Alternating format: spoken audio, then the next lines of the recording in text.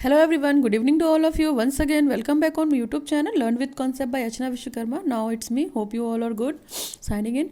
आप जैसे कि आप सभी को पता है, हम कोर्स 4 की सीरीज़ के कंटिन्यूएशन में कर रहे थे और उसकी प्लेलिस्ट को हम जल्दी से जल्दी कंप्लीट करेंगे। हम यूनिट 2 से यूनिट 3 पर आ गए हैं और जो यूनिट 3 चल रही थी हमारी एस्पेक्ट्स ऑफ लैंग्वेज टीचिंग या भाषा शिक्षण के क्या पक्ष थे, उनके वीडियोज़ में उसमें हम टेक्निक और मेथड्स पढ़ रहे थे। तो हमने बहुत सारी टेक्निक्स कर ली है, मेथड्स भी कर लिए हैं। आज का जो टॉपिक है बेसिकली है वो पोएम रिसिटेशन है और इस पोएम रिसिटेशन वाले मेथड में मैं थोड़ा सा रिसिटेशन मेथड यानी जिसको अगर हम हिंदी में बात करेंगे तो पर्यवेक्षित मेथड भी बोलते हैं कहीं ना कहीं, अगर आप जानना चाहें तो हिंदी में पर्यवेक्षित विधि, ठीक है, या एक तरीके की टेक्निक भी बोल सकते हैं, मेथड भी बोल सकते हैं। सुपरविज़न टाइप का है ये मेथड, ठीक है। तो हम पोएम रेसिटेशन कैसे करते हैं हम इसके बारे में थोड़ा सा पढ़ेंगे इस वीडियो में। और इसके अलावा हम पढ़ेंगे कि रेसिटेशन मेथड बेसिकली होता क्या है और हम किस तरीके से यूज़ करके अपनी जो हमारी टेक्निक है, हमारी जो टीचिंग है उसको हम बेटर बना सकते हैं। तो देखिए, पोएम रेसिटेशन मेथड का यहाँ पर मतलब क्या है, हम पोएम से आप समझ रहे हैं कि किसी तरीके की राइम, सिंगिंग, पोएट्री, इसके बारे में बात करेंगे, ठीक है। और इसके अलावा अगर थोड़ा सा रेसिटेशन वर्ड को हम डिफाइन करना चाहें जिसको हम हिंदी में पर्यवेक्षित बोलते हैं, तो रेसिटेशन मेथड का सिर्फ इतना सा मतलब होता है कि जो हम स्टूडेंट्स होते हैं किसी भी कंडीशन में, इसके अलावा किसी भी कंडीशन में वो मेंटली फिजिकली कितना अवेलेबल है अपने क्लास में चीज़ों को पढ़ने के लिए, ठीक है। अगर वो क्लास में एक सीरीज़ में बैठे हैं, एक फॉर्म में बैठे हैं, ठीक है, तो टीचर जो वहाँ पे है, टीचर को बच्चे की हर एक्टिविटी को क्या करना होता है, ऑब्जर्व करना होता है। इट मीन्स द सुपरवाइज्ड करना होता है, कहीं ना कहीं पर्यवेक्षित करना होता है। तो इसी को हम पर्यवेक्षित मेथड कहते हैं। देखिए, हर बच्चे की मेंटल एबिलिटी, फिजिकल एबिलिटी अलग अलग होती है, इक्वलिटी नहीं होती है। तो यहाँ पे इस मेथड में इसकी बेसिकली नीड है कि हम बच्चे की इंडिविजुअल डिफरेंसेस जो यानी कि विभिन्नताएं हैं उनको ध्यान में रखते हुए इस तरीके से इस मेथड को यूज़ करें ताकि जो इस मेथड की यूज़ करने से बाकी बच्चों की जो नीड है वो कंप्लीट हो सके, ठीक है। जैसे इंडिविजुअल डिफरेंसेस की बात करते हैं यहाँ पे। इसके अलावा टीचर को ऐसी गाइडेंस या डायरेक्शन देनी चाहिए बच्चों को ताकि केवल किसी एक बच्चे का फ़ायदा ना हो, पूरी क्लास का फ़ायदा हो, पूरी क्लास के बच्चों को फ़ायदा हो।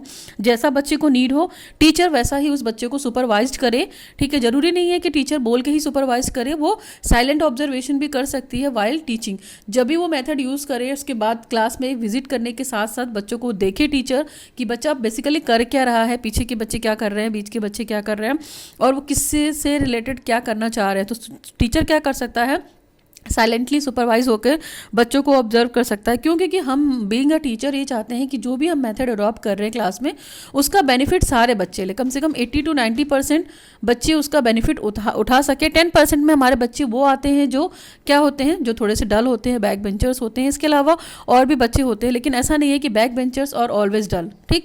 तो अगर टीचर इस मेथड के थ्रू एक काम कर सकता है कि बच्चे को ग्रुप में डिवाइड कर दे, लाइक जो सुपीरियर बच्चे हैं उनका एक ग्रुप बना दे, जो मिडिल टाइप के बच्चे हैं, एवरेज टाइप के बच्चे उनका एक ग्रुप बना सकता है, इसके अलावा जो डल स्टूडेंट है उनका एक ग्रुप बना सकता है। तो इससे क्या होगा, कहीं ना कहीं बच्चे की प्रॉब्लम शॉर्ट आउट होगी। तो चलिए, ये तो थोड़ा सा इंट्रोडक्शन था रेसिटेशन का। अब हम बात करते हैं पोएम रेसिटेशन क्या होता है। पोएम से मतलब आप समझ रहे हैं पोएट्री, ठीक है। तो पोएट्री को भी टीच करने का एक तरीका होता है, टीचर को अच्छे से टीच करता है तभी बच्चे उसको कॉपी करते हैं। तो poem recitation is to bring in effectiveness in conveying the meaning of the poem। Poem recitation क्या है, एक तरीके से इफेक्टिवनेस लाता है किसको, पोएम को कहने में और पोएम के अर्थ को क्या करने में, व्यक्त करने में। देखिए, पोएम हम ऐसे रीड नहीं कर सकते हैं कि उठाई बुक और 2-4 लाइन जो भी पोएम है हमारी या जो भी पोएट्री का पोर्शन है उसको हमने उठाया और रीड कर दिया। पोएम में जो भी रीडिंग करेगा टीचर उसको इस बात का ध्यान रखना चाहिए कि पोएम से मीनिंग क्या निकल रहा है और कितने इफेक्टिव तरीके से वो यूज़ करके पोएम को कन्वे कर रही है, ताकि जो बच्चा है उसको समझ पा रहा है, उसको ऑडियंस समझ पा रही है या नहीं, ठीक है। The physical appearance of the poem recitation should represent the appropriate body language.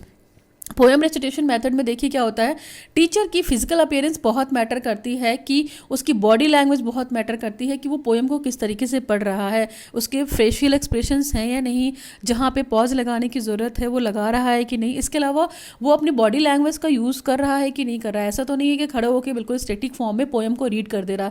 तो ये that is not a good method for reading the poem.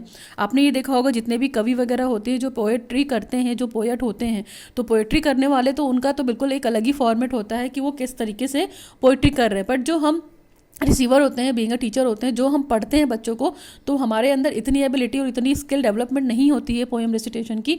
लेकिन अगर हम कुछ चीज़ों को ध्यान में रखेंगे इस मेथड को यूज़ करते वक्त, तो हमारी पोएम भी इफेक्टिव हो सकती है। जैसे बॉडी लैंग्वेज यूज़ कर सकते हैं, कहाँ पे पॉज देना है, कहाँ पे अपना इंटोनेशन हाई रखना है, कहाँ पे हमें सिम्बॉलिक चीज़ें यूज़ करनी है तो हम बिना बोले हाथ का एक्सप्रेशन दे रहे हैं, इसके अलावा कहाँ पंक्चुएशन मार्क लगाना है, पॉज क्या है, फिर किस चीज़ पे हम एम्फेसिस कर रहे हैं, किस चीज़ पे हम स्ट्रेस डाल रहे हैं ना, स्ट्रेस पे ध्यान देना है हमें। तो ऐसे बहुत सारे मैकेनिक्स हैं जिनको हम ध्यान रख कर क्या कर सकते हैं, पोएम रेसिटेशन के मेथड को इफेक्टिव बना सकते हैं।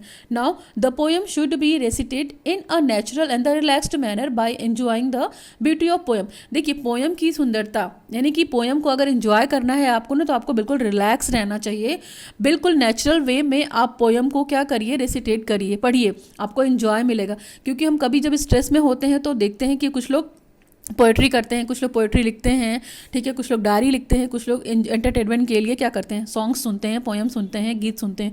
तो जैसे सॉन्ग को सुनने का एक लिरिक्स होता है, एक स्क्रिप्ट होता है, उसी तरीके से पोएम को भी पढ़ने का एक तरीका होता है। तो हम बिल्कुल रिलैक्स्ड मैनर में वो पढ़ेंगे और पोएम की ब्यूटी को समझने की कोशिश करेंगे, तो हम ज़्यादा बेटर तरीके से पोएम को रेसिटेट कर पाएंगे और एन्जॉय भी ज़्यादा करेंगे। As poetry has elements of rhymes and rhythm, they should be duly express during the poem recitation. जब भी पोएट्री के देखिए पोएट्री पढ़ने, पोएट्री जो होती है वहाँ पे जाहिर सी बात है सॉन्ग्स के फॉर्म में भी चीज़ें होती हैं, ठीक है, छोटे छोटे 4-4 स्टैंजाज होते हैं, 4-4 लाइन के, 8-8 लाइन के। तो कौन से स्टेंजा में हमें कहाँ पे रुकना है, कितनी देर स्टॉप होना है, किस पे प्रेशर लगाना है, किस पे हमें स्ट्रेस लगाना है, ये सारी चीज़ें हमें पता होनी चाहिए। पोएट्री एलिमेंट्स, पोएट्री रीडिंग के भी, पोएट्री रिसिटेशन के भी बहुत सारे एलिमेंट होंगे। जैसे राइम, राइम पता है ना, राइम को हम गा गा के पढ़ते हैं, एज ए सॉन्ग पढ़ते हैं, उसका अपना एक रिदम होता है ना कि कहाँ पे सुर लय ताल कितना ऊपर जा रहा है, हमारा इंटोनेशन कितना नीचे आ रहा है। तो ये सारी चीज़ें रेसिटेशन पोएम करेंगे तो उसके दौरान हमें ध्यान देना पड़ेगा। वॉइस, नेक्स्ट है voice and articulation and should key capture the attention of the student. अगर आपकी वॉइस बिल्कुल एक जैसी है तो जाहिर सी बात है कि आपकी ऑडियंस आपकी तरफ ध्यान नहीं देगी। तो आपको अपने वॉइस की फ्लक्चुएशन भी ध्यान रखनी है कि हमें किस स्टेप पे या किस शब्द पे कितना वॉइस नीचे करना है, कितना लो करना है, यानी कि आपको पिच हाई कब करनी है, पिच लो कब करनी है। फिर आर्टिकुलेशन, आप गले से या कंठ से कैसे बोल रहे हैं, आपको इन सब चीज़ों को कैप्चर करना पड़ेगा। और अपनी ऑडियंस को अटेंशन देने के लिए आपको बहुत ही अच्छे तरीके से उस पोएम को रीड करना पड़ेगा या सुनाना पड़ेगा। Apart use of volume, pace, rhythm, intonation and proper punctuation is necessary. एक बेसिकली पोएम रेसिटेशन में बहुत सारी चीज़ें बहुत ज़रूरी हैं। आपका वॉल्यूम कैसा है, आप ऐसा तो नहीं चिल्ला चिल्ला के बिल्कुल लाउड रीडिंग कर रहे हैं, और ऐसा भी नहीं है कि बहुत धीरे धीरे पढ़ रहे हैं। आपका पेस भी इफेक्टिव होना चाहिए, आपको उसका रिदम पता होना चाहिए। जैसे हम बहुत सारे बचपन में पोएम पढ़ते हैं ना, twinkle twinkle little star how I wonder what you are. तो क्या हमें कहाँ पे कितना रुकना है, कहाँ पे कितना करना है, हमें किस फ्लो में, किस सिंगिंग फॉर्म में, किस फॉर्मेट में उसको करना है। तो ये सारी चीज़ें नेसेसरी होती हैं। इंटोनेशन भी, प्रोनाउंसिएशन भी, कहाँ पे रुकना है, पॉज है, विराम है, XYZ, इन सारी चीज़ों को फॉलो अप करना बहुत ज़रूरी है। Now poem should neither be संग नॉर स्पोकन स्लोली। देखिए पोएम को बिल्कुल हमको गा के भी नहीं बताना है कि बिल्कुल हम बिल्कुल स्लो मोशन में गाए चले जा रहे हैं पुराने वाले गाने के ज़माने, और ऐसा भी नहीं है कि हमको बहुत धीरे धीरे बोल के पढ़ना है। तो जो उसका एक्चुअल प्रोनाउंसिएशन है वो टीचर बच्चे को बताता है, और टीचर को भी ये चीज़ें पता होनी चाहिए कि हम डायरेक्टली किसी भी पोएम को ऐसे ना पढ़ें, हम उसकी अच्छे से प्रिपरेशन करके पढ़ें।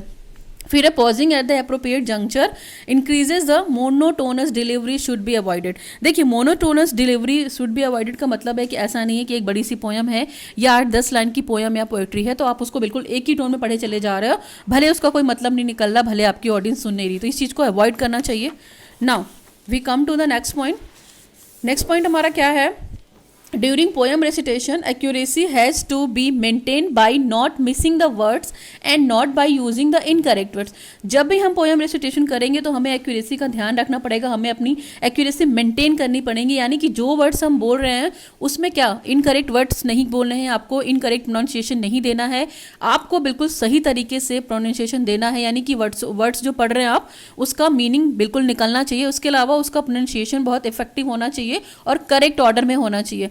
While reading the poem, attention should be paid to the message, meaning, elucidation, tones of voice and other innerness in your poem. जब भी आप पोएम रीड करेंगे या पोएम किसी को सुनाएंगे तो आप उस पोएम के थ्रू लोगों को जो मैसेज देना चाह रहे हैं, जो मीनिंग समझाना चाह रहे हैं, जो टोन है आपका वॉइस का, ये सब बहुत क्या होना चाहिए, इफेक्टिव होना चाहिए। ये सब चीज़ें अगर उसके अंदर रहेंगी आपके अंदर तो आपकी पोएम जाहिर सी बात है बहुत इफेक्टिव होगी। यानी टोन का बहुत फर्क पड़ता है। और जो पोएम कन्वे करना चाहता है, जैसे कोई गीत है या कोई सॉन्ग है तो उसका एक होता है ना सेंट्रल आइडिया कि इस पोएम को पढ़ के हमें ये सारी चीज़ें लग रही हैं, तो इस चीज़ का भी ध्यान दे सकते हैं। ठीक है, the meaning of the poem is powerfully and clearly conveyed to the audience. जो भी पोएम आप रीड कर रहे हैं वो पूरी तरीके से पावरफुल प्रेजेंटेशन होना चाहिए, उसकी मीनिंग उसको समझ में आनी चाहिए जिस भी ऑडियंस को आप कन्वे कर रहे हैं या बीइंग अ टीचर अपने क्लास में कन्वे कर रहे हैं। नेक्स्ट है the interpretation depends and the L lines the poem. जो इंटरप्रिटेशन यानी कि पोएम को पढ़ के क्या रिप्रेजेंटेशन निकल रहा है, किस रिजल्ट पे आ रहे हैं, आपको इसका भी ध्यान देना पड़ेगा कि पोएम ऐसा तो नहीं किसी और टोन में चला जा रहा है और हम पढ़ते चले जा रहे हैं, कोई मतलब नहीं है। This is the most powerful technique for imprinting the material on mind and moving to longer term memory. देखिए एक ये बहुत ही पावरफुल टेक्निक है बच्चों को मेमोरी को माइंड में बिल्कुल बिठाने के लिए और ये लॉन्ग टाइम के लिए। तो किसी भी चीज़ को हम बहुत, बच्चे देखिए हमेशा स्टोरी सुनने में या सॉन्ग सुनने में बहुत इंटरेस्टेड होते हैं, तो टीचर को बहुत ही पावरफुल तरीके से ये टेक्निक यूज़ करनी चाहिए बच्चों को कुछ भी लर्न कराने के लिए। ठीक है, अगर हम किसी पोएट्री को गाकर सुनाकर अच्छे से पढ़ा देंगे तो बच्चा वो पोएट्री काफ़ी टाइम तक अपनी मेमोरी में याद रखेगा, उसमें हेल्प करेगा। नेक्स्ट है a recitation is a discussion carried by a teaching assistant to supplement a lecturer given by a senior faculty at academic। किसी भी academic institution में क्या होता है कि जब भी रेसिटेशन पे डिस्कशन होता है तो ये हमारे सीनियर टीचर्स सप्लीमेंट करते हैं और जो टीचर होते हैं हमारे असिस्टेंट टीचर होते हैं उसको वो रिमूव करते हैं और सीनियर टीचर से मिलजुल कर ये काम करके चीज़ों को और इफेक्टिव बनाने की कोशिश करते हैं। During the recitation teaching assistant will review the lecture, expand the concept and carry a discussion with the student. जब रेसिटेशन होता है तो जो हम असिस्टेंट टीचर होते हैं, टीचर असिस्टेंट जो होते हैं, जो टीचर की हेल्प करते हैं एज अ को वर्कर होते हैं, वो क्या करते हैं उनके लेक्चर को या उनके पोएम को दोबारा से वो रिव्यू करते हैं, फिर उसकी कॉन्सेप्ट को स्पेंड करते हैं, फिर कैरी करके चीज़ों को बच्चों के साथ भी डिस्कस करते हैं ताकि एक बेटर रिजल्ट निकल सके। Okay, now we come to the next point. Next point में है in classes with a mathematics aspect the recitation is often use to perform derivation और solve problems similarly to these assigns to the student. यानी कि अगर classes की बात करते हो तो ये मैथमेटिक क्लास में आपके लिए बहुत हेल्प करेगा रेसिटेशन मेथड। लाइक आपको डेरिवेशन याद करने के लिए हेल्प कर सकता है, प्रॉब्लम को सॉल्व करने के लिए हेल्प कर सकता है। इसके अलावा जो फार्मूलाज वगैरह होते हैं जिनको हमें बहुत बड़े बड़े फार्मूला होते हैं उनको डेरिवेशन फॉर्म में कन्वर्ट करना होता है, तो ये बच्चों के लिए वहाँ पे काफ़ी हेल्प करता है ये method. Now we come to the improve memory and learning. जो रेसिटेशन मेथड है वो क्या करता है, बच्चे की मेमोरी को इम्प्रूव करता है ताकि उसका अधिगम बेटर हो सके। तो द रिकॉल और रेसिटेशन मेथड एक तरीके से रिकॉल मेथड हो गया, इसको हम रेसिटेशन मेथड भी कर सकते हैं। Improve the memory and learning in following this. देखिए रिकॉल के थ्रू या रेसिटेशन मेथड के थ्रू हम अपनी मेमोरी को और अपनी लर्निंग को बहुत इफेक्टिव वे में रिप्रेजेंट कर सकते हैं। Here are some points. Like first point क्या है, it forces you to decide what is most important in what you need read. ठीक है, सबसे पहले ये फोकस करता है और आपको ये डिसाइड करने पे मजबूर करता है कि आप एक्चुअल में पढ़ना क्या चाहते हैं, आपको पढ़ने की क्या नीड है ना, क्या चीज़ें पढ़ना चाह रहे हो, पोएट्री पढ़ना चाह रहे हो, प्रोज पढ़ना चाह रहे हो, मैथमेटिक्स पढ़ना चाह रहे हो, साइंस पढ़ना चाह रहे हो, क्या पढ़ना चाह रहे हो। तो सबसे पहले आपका नीड डिसाइड करेगा कि आपको रीडिंग किस चीज़ की करनी है। नेक्स्ट नंबर है it forces you to full alertness because it is very active and the demanding technique. देखिए इसमें क्या हो सकता है कि टीचर जो पढ़ रहा है उसको पूरी तरीके से अलर्ट रहना पड़ेगा जस्ट बिकॉज ऑफ दैट कि ये बहुत एक्टिव और डिमांडिंग टेक्निक होती है। बच्चे इस टेक्निक की डिमांड करते हैं और इस टेक्निक के थ्रू बच्चों को पढ़ाने की कोशिश करते हैं, क्योंकि देखो यहाँ पे जो भी टीचर सुपरवाइज कर रहा होता है वो बच्चे की हर एक्टिविटी पे ध्यान देता है। टीचर बहुत एक्टिव होता है इस टेक्निक में और टीचर को एक्टिव बनना पड़ेगा, क्योंकि सारे बच्चे एक जैसे नहीं होते हैं। नेक्स्ट है it forces you to put the material in your own words. ठीक है, ये फोकस क्या करता है कि आपने जो मटेरियल पढ़ाया है या इस टीचिंग मेथड के थ्रू आपने बच्चों को जो कंटेंट डिलीवर किया है वो आपके अपने शब्दों में है या नहीं। कहीं ना कहीं आपको अपने वोकैबुलरी बनाने की स्ट्रॉन्गनेस देगा। इसके अलावा वर्ड्स मेकिंग बताएगा, वर्ड्स फॉर्मेशन बताएगा कि बच्चे प्रॉपर वे में उस सेंटेंस को पढ़ पा रहे हैं कि नहीं। तो ये बहुत अच्छे पॉइंट्स हैं कि मेमोरी की आपको स्ट्रॉन्ग बनाएगा। नेक्स्ट है it reveals whether you really did the grasp the meaning. यानी कि आप जो पोएम या पोइट्री पढ़ा रहे हो बच्चे को, ये रिवील्स करना चाहिए रियली में कि उसकी मीनिंग क्या निकल कर आ रही है, जो वो पोएम कहना चाह रही है, जिस भी तरीके से वो रेसिटेशन मेथड को यूज़ करके पोइट्री को पढ़ने जा रहा। लेकिन आप इस चीज़ को ध्यान दे सकते हैं कि जो ये पोएम रेसिटेशन है बेसिकली हम इंग्लिश राइम के लिए, रिदम के लिए तो यूज़ कर सकते हैं, लेकिन जो हिंदी मेथड टीचिंग है उसके लिए हम ये मेथड अडॉप्ट नहीं कर सकते हैं, क्योंकि उसका बिल्कुल अलग ही ग्रामर होता है, उसकी अलग ही मैकेनिक्स होती है। लेकिन हाँ, इंग्लिश में हम पोएम रेसिटेशन मेथड के थ्रू पोएट्री को पढ़ सकते हैं। जैसे हिंदी की बात करते हैं, हिंदी लैंग्वेज टीचिंग की बात करते हैं, तो वहाँ पे प्रोज होता है, हम प्रोज को इस मेथड के थ्रू नहीं पढ़ा सकते हैं ना। प्रोज में क्या होता है, आपका बिल्कुल भी सेंटेंस होता है और बड़े बड़े स्टेप्स होते हैं, पैराग्राफ होते हैं, ठीक है, किसी की स्टोरी हो सकती है, तो इस मेथड के थ्रू हम उसको कन्वे नहीं कर सकते हैं। नाउ अब यहाँ पे क्या है, एडवांटेजेस ऑफ रेसिटेशन मेथड। तो कुछ एडवांटेजेस हैं इस रेसिटेशन मेथड की, देख लीजिए, मैंने यहाँ बॉक्सेस में लिख रखे हैं, ये पॉइंट्स में भी कर सकते हैं आप, जैसा आपको समझ में लगे और जैसा आपको पसंद है। तो पहला देखो ले रखा है, student will learn how to plan and execute activity. Student इसमें सबसे पहले ये सीखता है कि हमको कैसे प्लान करना है, इसके अलावा अपनी एक्टिविटीज़ के थ्रू उस प्लान को कैसे एग्जीक्यूशन में लाना है, यानी कि जो हम प्लानिंग कर रहे हैं वो कैसे सक्सेसफुल हो। नंबर 2 है common interest and prepare are discovered. हमारा इसके अंदर कॉमन इंटरेस्ट भी होना चाहिए, और कॉमन इंटरेस्ट रहेगा तो जाहिर सी बात है कि हम कुछ ढूंढने के लिए क्या होंगे, प्रिपेयर रहेंगे हमेशा, या हमारा पर्पस सॉल्व होता रहेगा। बच्चे को ये प्रेरित करता है डिस्कवरीज को करने के लिए। नेक्स्ट है लीडरशिप क्वालिटीज आर डिस्कवर्ड। यहाँ पे नेतृत्व की क्षमता या नेतृत्व का विकास होता है बच्चे का, क्योंकि बच्चे कुछ ना कुछ ढूंढते रहते हैं। फिर है इनिशिएटिव्स आर इनकरेज, यानी कि बच्चा अगर कुछ नया से करना चाह रहा है तो टीचर क्या करेगा, उसको इनिशिएटिव देगा, उसको एनकरेजमेंट देगा, उसको प्रोत्साहन देगा। नेक्स्ट है independence of the thoughts is achieved. जो वो थॉट्स के लिए किसी पे डिपेंडेंट है, अगर बच्चा इंडिपेंडेंट थॉट को फॉर्मेशन करने लगा है, कंस्ट्रक्ट करने लगा है नॉलेज को, तो वो उसके लिए बहुत बड़ा अचीवमेंट होगा। नेक्स्ट है student develop good social manner. इस मेथड के थ्रू बच्चे के अंदर अच्छे सामाजिक गुणों का विकास होगा। नेक्स्ट हो सकता है student are trained how to plan and report. और कहीं ना कहीं स्टूडेंट इस टीचिंग मेथड के माध्यम से या इस टेक्निक के माध्यम से कैसे चीज़ों को प्लान करते हैं और कैसे रिपोर्ट राइटिंग करते हैं, किसी के बारे में कैसे कन्वे करते हैं, वो सीख जाता है इस मेथड के थ्रू। Now we come to the next line, student learn how to participate in discussion. और स्टूडेंट ये सीखता है कि हम किसी डिस्कशन में या किसी विचार विमर्श में कैसे पार्टिसिपेट करेंगे। नेक्स्ट है students are expert to variety of experience. Student को इस मेथड के यूज़ करने के बाद उसके पास बहुत सारा एक्सपीरियंसेस हो जाता है, यानी कि वो अपनी कमियों को, अपनी प्लस पॉइंट को, अपने नेगेटिव पॉइंट को प्रॉपर वे में वो यूज़ कर सकता है। उसको एक अच्छा अनुभव होगा हर तरह की वेराइटी का। Respect for others is develop. जो दूसरे के लिए है उसके अंदर रिस्पेक्ट भी डेवलप होगा, जो इस फील्ड में विकसित है, ठीक है।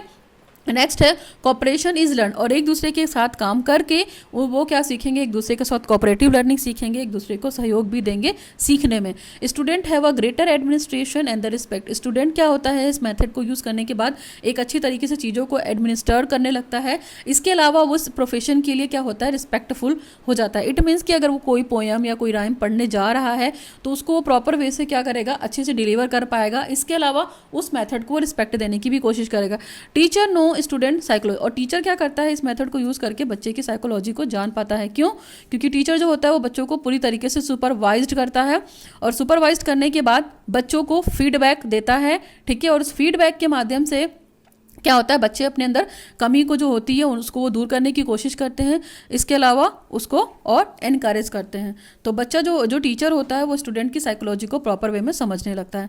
नेक्स्ट है आपका है लर्निंग इज़ हाईली मोटिवेटेड। इस मेथड के थ्रू क्या होता है कि जो उनकी लर्निंग होती है वो काफ़ी मोटिवेटेड होती है, और वो इस मेथड के थ्रू कुछ ना कुछ सीखने के लिए प्रेरित रहते हैं। और रेसिटेशन मेथड के थ्रू वो जो भी लर्न करते हैं उनको प्रॉपर वे में लर्न हो जाता है। Now we come to the next, last में कंक्लूजन पढ़ लेते हैं। हमने यहाँ पे रेसिटेशन मेथड और पोएम रेसिटेशन क्या होता है मैंने ये बताने की कोशिश की है। छोटा सा टॉपिक रहेगा, आप आराम से इसको पढ़ सकते हैं, कॉन्सेप्ट को क्लियर कर सकते हैं। आपके पैडागोजी ऑफ इंग्लिश वाले पोर्शन में डेफिनेटली यूज़ होगी। तो कंक्लूजन क्या निकल के आता है, recitation is a direct teacher centred method. Basically देखा जाए तो ये क्या है, डायरेक्ट टीचर सेंटर्ड मेथड है। क्यों? क्योंकि जो टीचर है यहाँ पे बच्चे को हर तरीके से सुपरवाइज कर रही है, हर तरीके से रेसिटेट कर रही है, यानी कि पहले वो प्रॉपर चीज़ों को सीख कर बच्चे को कन्वे कर रही है उसी ऑर्डर में। In which the teacher ask specify short question within a specific answer in mind. जब भी बच्चा टीचर रेसिटेशन करेगी या इस टेक्निक को यूज़ करेगी तो टीचर ये कोशिश करेगी कि उस टेक्निक को यूज़ करने के साथ बच्चों से कुछ स्पेसिफिक तरीके के क्वेश्चन पूछे। लाइक पढ़ाने के लिए भी बोल सकती है कि अभी जैसे मैंने पढ़ा है आप उसको करके बताओ। बच्चे को कॉपी पेस्ट करने के लिए भी बोल सकती है। इसके अलावा जैसे मैंने अपनी राइम स्टार्ट की या पोएम स्टार्ट की तो मैंने कैसे स्टार्टिंग की, फिर उसको टाइम के बारे में बता सकती है कि जो भी मैंने टीच किया उसका क्या टाइम था, ठीक है। इसके अलावा मैंने इसको कैसे डिवीज़न किया, फिर हमने जो प्रॉब्लम पढ़ी उसका क्या सोल्यूशन निकला, छात्रों ने पहले से क्या जानते थे इसके बारे में और क्या उन्होंने इम्प्रूवमेंट किया इसको पढ़ने के बाद, ठीक है। नेक्स्ट है incorrect answer incorrect answer are usually corrected by the teacher और बाय द क्लास। अगर इनकरेक्ट आंसर्स आते हैं तो डेफिनेटली वो जाहिर सी बात है कि टीचर उसको क्या करेगा, करेक्ट करने की कोशिश करेगा या क्लास के द्वारा उसको करेक्ट कराने की कोशिश करेगा। तो ये भी काम टीचर का है, टीचर यहाँ पे ये काम कर सकता है। ठीक है, नेक्स्ट पॉइंट है teacher may use probing questioning in order to help the class come to use correct answer. Teacher यहाँ पे क्या करेगा, बच्चों को एक तरीके से प्रोबिंग क्वेश्चन करेगा, बच्चों को क्वेश्चन को क्या करेगा, प्रोव करने की कोशिश करेगा और बच्चे उसी ऑर्डर में उससे हेल्प लेंगे उस क्लास में और उस जो क्वेश्चन पूछा जाएगा, प्रोबिंग क्वेश्चन जो होगी उसके करेक्ट आंसर को चूज करने दिया जाएगा। प्रोबिंग क्वेश्चन का मतलब है कि बच्चे को हम बीच बीच में क्वेश्चन पूछने के लिए प्रेरित करते रहेंगे, जिससे बच्चे उस पोएम से रिलेटेड जितनी भी उनकी क्वेरीज होगी वो पूछते रहेंगे और उसको उसके करेक्ट आंसर को जानते भी रहेंगे। तो बेसिकली इस मेथड में ये है कि रेसिटेशन जो भी करेगा टीचर वो पूरी तरीके से टीचर बेस्ड है। आपको पता है अगर टीचर थोड़ा भी लूज होगा और थोड़ा भी ध्यान नहीं देगा क्लास में तो रेसिटेशन मेथड प्रॉपर तरीके से सक्सेसफुल नहीं होगा। टाइम टेकिंग बहुत होता है और हर टीचर को इस मेथड के बारे में पता नहीं होता है। हर टीचर बहुत ही अच्छी तरीके से राइम को गा नहीं सकती है, उसको उसकी रिदम को समझ नहीं सकती है, उसकी स्क्रिप्ट को समझ नहीं। इसके लिए थोड़ा सा म्यूज़िक भी जानना पड़ेगा। म्यूज़िक इन द सेंस कि सुर लय ताल का ज्ञान होना चाहिए, गाने को कहाँ खींचना है, कहाँ ले जाना है, ठीक है, उस गाने का मतलब क्या निकलना है, क्लास उसकी नीडफुल है या नहीं है, मतलब ये सारी चीज़ों पर क्या करेगा टीचर कहीं ना कहीं ध्यान देगा। तो ये पोएम रेसिटेशन था और मैंने आपको बता दिया था कि ये पोएम रेसिटेशन वाला मेथड हम हिंदी लैंग्वेज के लिए नहीं यूज़ कर पाएंगे, स्पेशली जो प्रोज वगैरह होते हैं उनके लिए तो बिल्कुल नहीं यूज़ कर पाएंगे। हाँ, अगर कोई सॉन्ग या कविता है तो हम इस मेथड के थ्रू बच्चे को पढ़वा सकते हैं, क्योंकि देखिए सॉन्ग में क्या होते हैं, छोटे छोटे स्टेप्स होते हैं, छोटे छोटे कंटेंट होते हैं और बच्चों को स्टोरी और सॉन्ग सुनना बहुत अधिक पसंद होता है। तो जब भी हम इस मेथड का यूज़ करेंगे तो हम इसकी जितनी भी मैकेनिक्स हैं इसका हम भली भांति ध्यान रखेंगे, तभी बच्चों को पढ़ाने की कोशिश करेंगे। इसमें क्या हो सकता है, टीचर को प्रॉपर वे से एक्सप्रेशंस भी देना पड़ेगा कहीं ना कहीं, है ना। और टीचर अगर एक्सप्रेशन नहीं देगा तो बच्चा भी एक्सप्रेशन नहीं करेगा, वो भी उठेगा और रीड कर देगा। तो जैसे बुक रीडिंग करते हैं वैसे ही हमें इस मेथड को यूज़ नहीं करना है ना। तो हम क्या करेंगे, बच्चों को सिखाएंगे कि हम बिल्कुल पीसफुल तरीके से कैसे एक्सपेरिमेंट करें इसको पढ़ने के लिए। तो that is all about the recitation, और थोड़ा रेसिटेशन मेथड था और रेसिटेशन टेक्निक या पोएम रेसिटेशन क्या होता है मैंने इसके बारे में डिस्कस किया। होप यू ऑल कि आपको ये समझ में आया होगा। अगर नहीं भी समझ में आया तो you can ask me in my comment section, ठीक है, you can ask me in comment section. और वीडियो में कोई भी दिक्कत हो तो आप मुझे कमेंट या मेल सेक्शन में मेल कर सकते हैं। Thanks for watching the video और signing off learn with concept by Archana Vishwakarma.